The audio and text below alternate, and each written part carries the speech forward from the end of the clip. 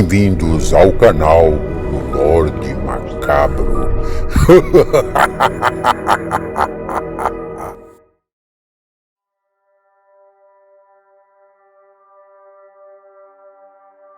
Olá, boa noite. Vamos para mais um relato do Lorde Macabro. Gostando do canal? Então se inscrevam, deixem o seu like, comentem, ativem o sininho de notificações. Só assim vocês estarão recebendo muito mais conteúdo. Relato de hoje: As Mil Faces do Demônio. Enfim, chegou a minha vez.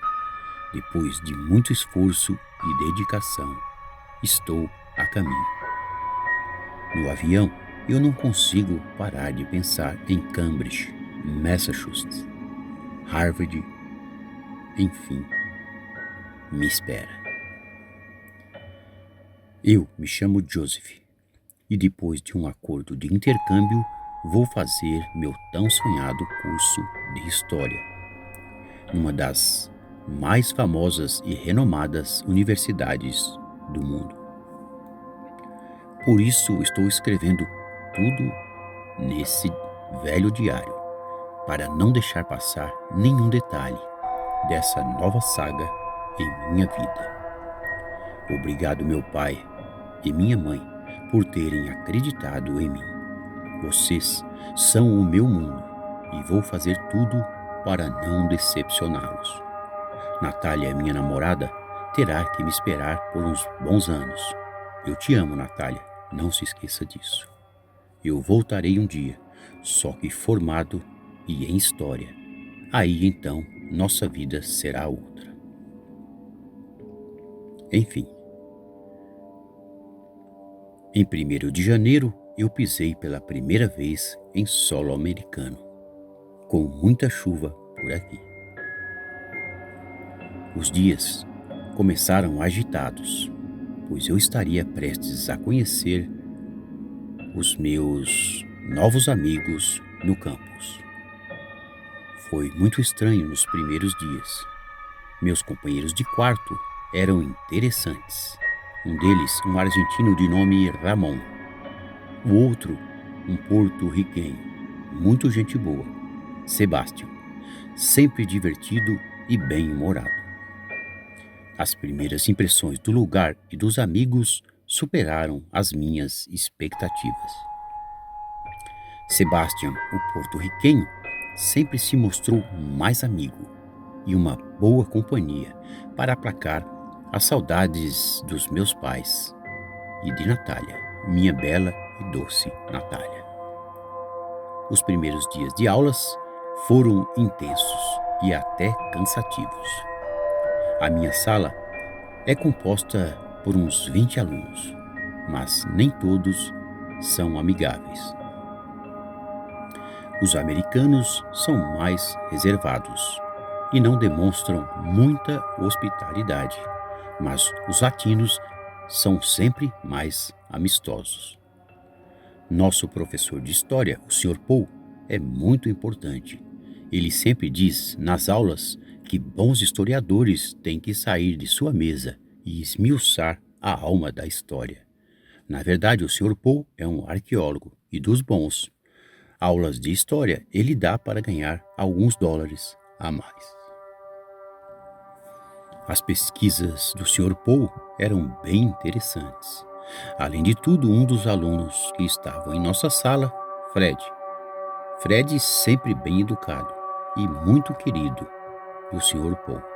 A nossa turma tem umas 8 mulheres, todas muito bonitas.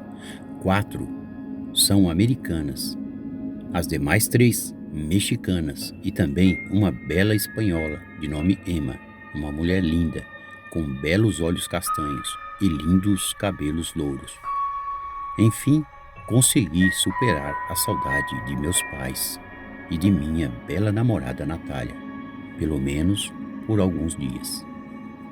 Eu e Emma nos dávamos muito bem. Sebastian está sempre feliz e altivo. Ramon sempre mais carrancudo e conservado, porém se mostrou um grande amigo nas horas mais difíceis. O Sr. Poe é um dos melhores professores de história de Harvard, e nos primeiros dias ele nos levou ao museu da universidade. Haviam muitos quadros e muitos objetos no museu. Um desses objetos, um velho livro persa, que foi doado pelo Sr. Poe ao museu da universidade. Segundo o Sr. Poe, tratava-se de um antigo livro persa, com ritos de uma antiga civilização. Na primeira visita, notei que muitos dos universitários de várias classes olhavam o velho livro, que estava em uma espécie de parlatório de exposição. E como não tinha só o velho livro, eu, Emma e Sebastian ficamos mais fascinados com outros objetos. Também tínhamos em mãos um caderno e uma caneta. Sr. Poe, o nosso professor, exigiu que sempre que fôssemos ao museu teríamos que anotar as nossas impressões. Eu, Emma e Sebastian não chegamos a ver o velho livro que o Sr. Poe herdou para a universidade. Eram tantas maravilhas da história que me empolguei, e Emma sempre me direcionava para um outro lugar. Já Sebastian, sempre mais tranquilo, fazia questão de ficar longe de muitas pessoas. Ramon, nosso velho companheiro de quarto, nesse dia ficou esperando para ler o velho livro, pois era necessário esperar, já que o livro estava aberto e alguns dos alunos gostavam de ler o conteúdo das páginas abertas. Naquele dia tudo correu muito bem, a não ser por um detalhe bem estranho. Em um dos alojamentos, um dos alunos se enforcou e foi uma tremenda comoção. O aluno estava em seu segundo ano de história e foi encontrado morto no banheiro. Ele se pendurou numa das janelas de vidros que eram bem altas. Os policiais vieram. Fizeram perguntas a alguns de seus amigos, mas ninguém soube como e o porquê Ben havia se enforcado. Alguns dos seus amigos disseram que sua morte foi provocada por alguém e que ele não havia se enforcado. Em 2 semanas, tudo o que se comentou pelos corredores de Harvard foi a misteriosa morte de Ben. Eu e Emma ficamos perplexos, já que Sebastian se distanciou de nós. Isso foi até compreensível, já que eu e Emma ficamos bem ligados um ao outro. Mesmo assim, Sebastian foi sempre um amigo formidável. Emma sempre estava do meu lado, pois a morte do aluno no velho banheiro da universidade a deixaram muito assustada. As coisas por aqui parecem ter ficado muito estranhas depois do suposto suicídio de Ben. Enfim, as aulas continuaram, mesmo com alguns sentimentos negativos. Mais uma vez, o Sr. Poe nos levou ao museu da universidade. Curiosamente, enquanto eu e mais outros alunos olhávamos alguns artefatos indígenas, Sebastian e Emma olhavam o velho livro da universidade, doada pelo Sr. Poe. Não posso negar que essa foi a primeira vez que senti ciúme de Emma. Vê-la ao lado de Sebastian, mesmo ele sendo um grande amigo, isso não me fez muito bem. Emma, Sebastian e um veterano do 4º ano, cujo nome era Miller, pareciam fascinados pelas antigas linhas do velho livro. Eu continuei olhando os artefatos indígenas e fingi não ligar para aquela cena. Talvez fosse um exagero de minha parte. Mas, quando chegou a noite, eu percebi que Sebastian não estava muito bem. Em sua cama, ele começou a gritar como se estivesse em um pesadelo. Naquele dia, quando a noite chegou, em nosso quarto. Estávamos eu, Sebastian e Ramon. Tudo começou a acontecer e foi muito estranho. Eu percebi que Sebastian não estava nada bem. Em sua cama, ele começou a gritar como se tivesse em um pesadelo. Quando amanheceu, eu perguntei a ele se ele tinha problemas de sonambulismo ou coisas do tipo. Fiquei muito surpreso e, de uma certa forma, até triste com a sua resposta. Em tom seco e desprovido de nenhuma emoção, ele disse para que eu cuidasse de minha vida e que o seu sono não era problema meu. De repente, um alvoroço se formou no banheiro. Haviam muitos alunos ali amontoados. Uns gritavam e outros choravam. Emma estava entre os curiosos por ali. O Sr. Paul, junto com outros mestres, vieram gritando para que saíssemos da frente da porta. Mesmo assim, eu vi. Aliás, todos viram. Miller, o mesmo rapaz do dia anterior do quarto ano. Sim, o mesmo que olhou o velho livro, junto a Sebastian e Emma. Seus pulsos estavam cortados, em sinal de suicídio. Eu nunca tinha visto uma cena tão macabra. Todos ficamos muito assombrados, pois era o segundo suicídio em apenas 2 semanas. O veterano Miller estava ali sentado no solo daquele banheiro, lavado de sangue. Encostado em uma parede, à sua frente estava um sinal que eu fiquei intrigado. Parecia uma espécie de símbolo que eu já havia visto em algum lugar, só não conseguia me lembrar aonde. O símbolo foi desenhado com os próprios dedos de Miller, segundo os policiais. Sinceramente, eu fiquei muito assombrado com aquela cena, sem dizer que Sebastian, mesmo com tudo isso, não pareceu se abalar com os fatos. Como se para ele nada tivesse ocorrido. Sebastian começou a mudar bruscamente.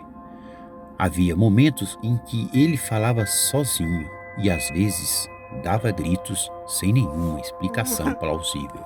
Em um final de semana estaríamos livres em virtude de um feriado. Então decidimos fazer uma pequena bagunça com bebidas e mulheres. Esse dia eu tomei algumas cervejas e Emma enfim veio falar comigo. Fiquei muito preocupado quando ela me falou que Sebastian a procurou depois daquele dia, deles terem olhado o tal livro. Sim, segundo ela, ele se dirigiu até o seu quarto com um comportamento muito estranho e dizia palavras desconexas. Dizia ela que algo maligno havia possuído Sebastian e que ele tentou fazer amor com ela à força. Para mim, isso foi a gota d'água, pois como o meu melhor amigo teria um comportamento tão canalha? Emma, então, me proibiu de qualquer retaliação, já que tudo isso havia ocorrido depois de Sebastian ter lido as linhas daquele velho livro no museu. Eu fiquei muito preocupado e furioso, mas pelo amor de Emma eu resolvi esquecer o fato.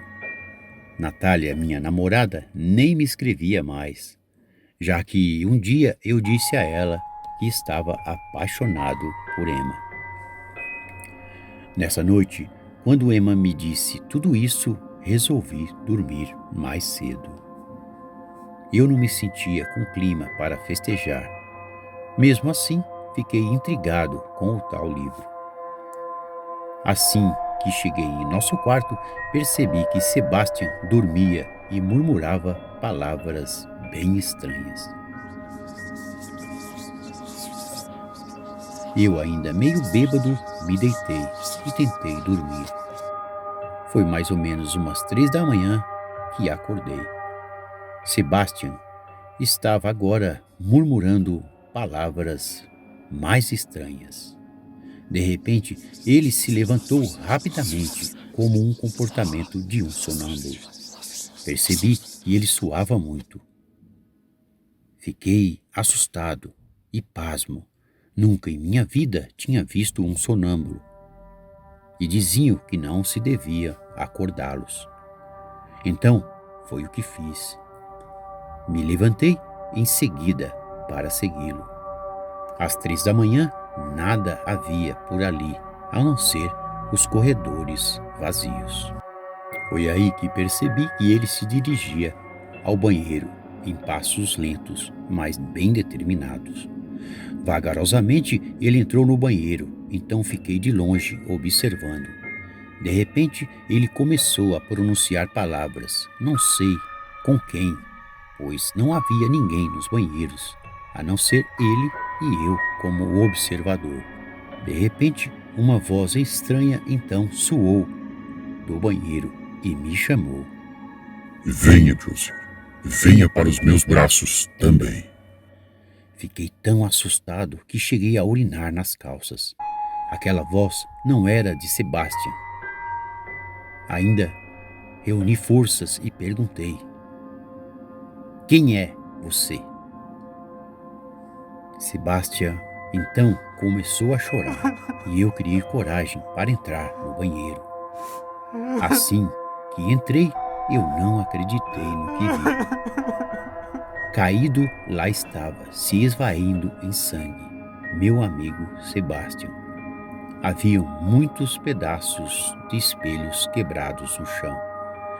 Sebastian estava com um corte bem profundo em sua garganta.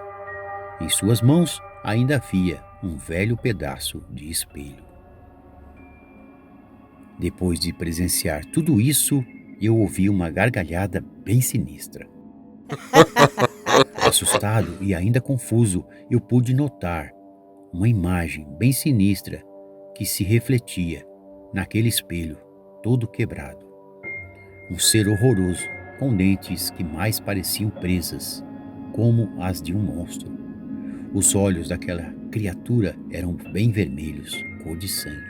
Foi ali que ele apontou para mim um dos seus dedos, me dizendo que eu seria o próximo a lhe dar sua alma. Dizia ele: Vá até o velho livro e leia a página 13. Eu não entendi nada e fiquei muito assustado. Dali, tudo que me lembro é que acordei numa maca da enfermaria da universidade. 2 policiais estavam me esperando para fazerem perguntas. Minha cabeça doía muito, como se eu tivesse levado um golpe na nuca. Achei aquilo tudo muito estranho. Junto com os policiais também estavam o Sr. Paul. Mais um suicídio macabro, e eles queriam saber o que eu fazia junto ao corpo de Sebastian. Eu disse o que vi e me lembrei. Naquele dia, eu escondi alguns detalhes daquela macabra história. Provavelmente, se eu dissesse, eles me taxariam de louco, pois o que vi naquela noite foi muito assombroso. O Sr. Paul parecia saber de alguma coisa, mas ele não me disse nada e apenas perguntou se eu estava bem.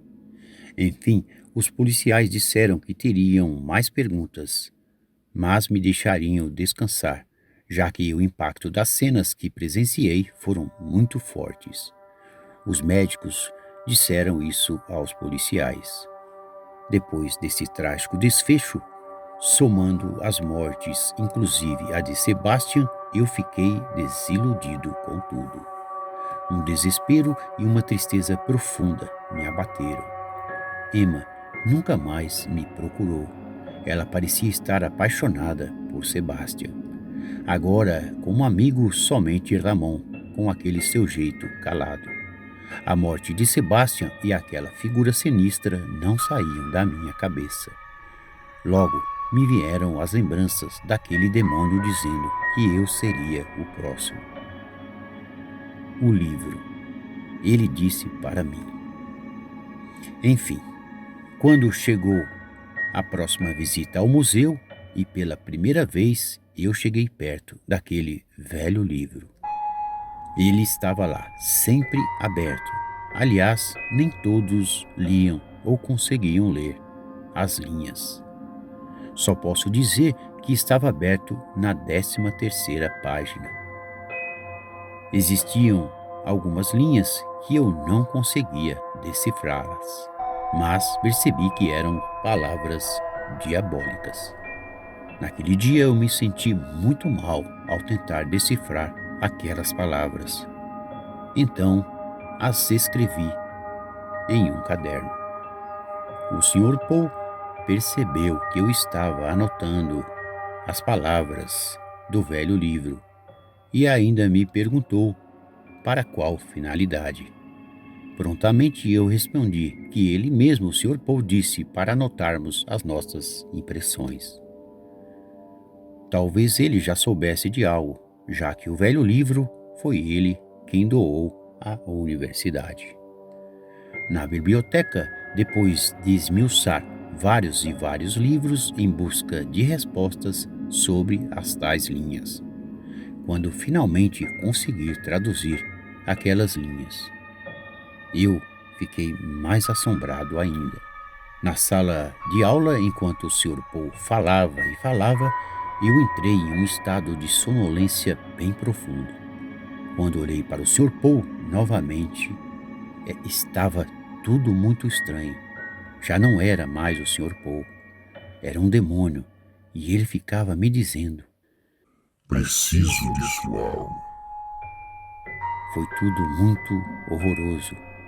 Aquele ser tinha olhos vermelhos e uma cabeça de dragão com a pele bem grossa. Seus amigos estão comigo. Só falta você, dizia aquele monstro asqueroso. De repente, acordei ali, no meio da sala de aula. Em minha volta, os alunos gargalhavam. Eu estava ficando louco, ou sei lá. Seria aquele demônio. Suando frio e aquela voz em minha mente me dizendo que queria minha alma. Todos eles fizeram o mesmo. Só aí eu percebi que todos que fizeram o mesmo que eu leram o livro e foram infernizados por aquele demônio. Aquele demônio também me infernizava dia e noite. Eu já não aguentava mais. Naquela noite fui me deitar, muito perturbado. Tomei um calmante prescrito pelo médico desde o evento de Sebastian. Não sei se era alucinação, mas tinha um homem de branco no meu quarto. Ele parecia ser muito gentil. Ainda me dizia que me ajudaria. Então, uma navalha ele me deu e sorriu. Eu não suportei. Eu me rendi. Cortei os meus pulsos. Agora estou leve. Meu pai, minha mãe, me perdoem, mas tenho que ir embora. Harvard, nunca mais. Minha cama treme. Treme muito. Estou com frio de novo. Aquele homem, ele ganhou asas negras. Agora, ele está me abraçando. Quando o dia amanheceu, o Sr. Poe então batia na porta de Joseph para saber o porquê de sua ausência na sala. As cenas foram bem dantescas. Joseph estava com um diário em suas mãos, mas ainda com muito sangue. A caneta ainda estava colada ao caderno. Joseph havia se suicidado com uma navalha caída aos pés de sua cama. Ali sentado, ele permaneceu como se estivesse abraçando alguém. Quem sabe o que seria? Essa foi a história de Joseph e as 1000 faces do demônio. Boa noite.